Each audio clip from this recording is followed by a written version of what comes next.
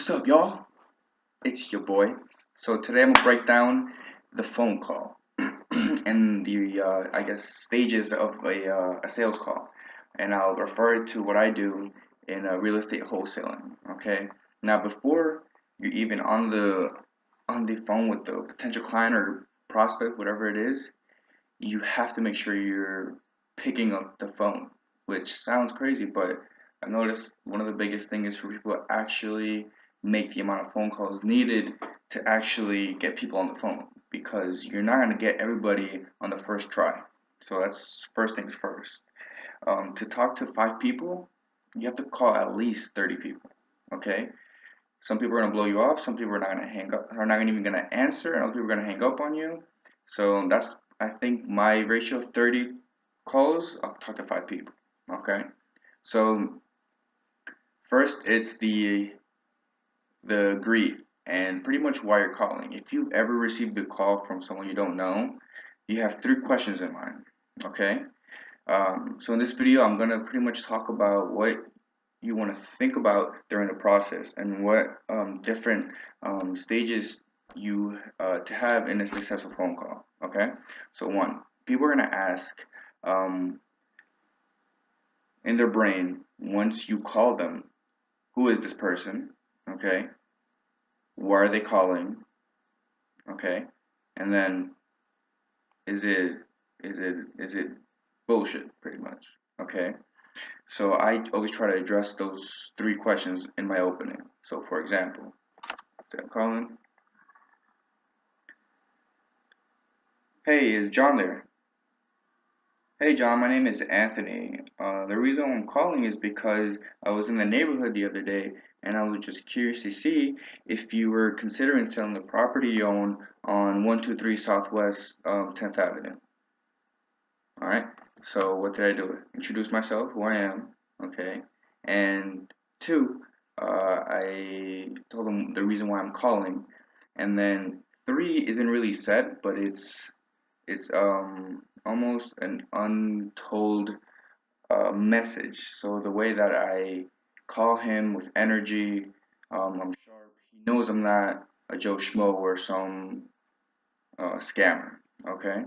So once they answer, okay, yes, I'm interested. If they're not interested, don't even continue to talk to them. Just hang up. That's what I normally do. So if they are interested, you say, great, awesome. And then you tell them a little bit about you and your company and how you're going to solve the problem. So, um, oh, you are considering? Great. Well, John, we actually close quickly. We close in 30 or 45 days. We pay for all closing costs and any commissions. Okay. So you don't have to worry about that. Okay. Now, so you tell them pretty much what you do. So you close quick. You buy a property as is. I forgot to say that. You pay commissions and closing costs. So, hey John, awesome. It's great you're selling your property. The good thing about what we do is we'll buy your property as is, so you don't have to make any other repairs. We'll take care of that. We'll close on the date of your choosing, on or before 45 days, and we'll pay for all closing costs and any real estate commissions, okay? Now, as you're having a conversation, you want to make sure you're connecting with the person, all right? If they don't like you, they don't trust you, they're not going to buy from you, okay? So, I'll ask, hey John, so is this a property you're living in or is it one that you're renting out? Yeah, it's one I'm renting out. Oh, okay. So seems like a good property. Why would you consider selling it? You see what I did there, right? I said, oh, it's a good property. Why would you even consider selling? That way he'll open up. Um, I've been a landlord for so and so years. I'm tired of it. They mess up the place. They don't clean up. They pay me late. This, that, and the third. And then that's when you want to agree and build a connection. Be like, oh yeah, man, I definitely understand what you're talking about. I talked to many people in the past, and they've had a lot of headaches with tenants. For example, I had a guy who we purchased his house. He had some squatters in there. We had to kick them out.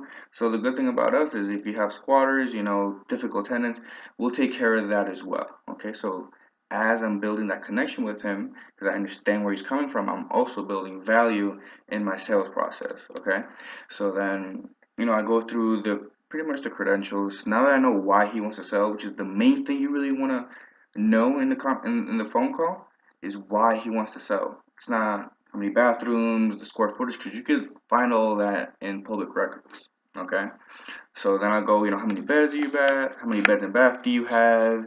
The square footage, the size. Um, I ask him if it's vacant, is it occupied? And if it is occupied, you want to ask, is it on a month to month or is it on a lease? Okay, perfect, month to month. And how much is the rent?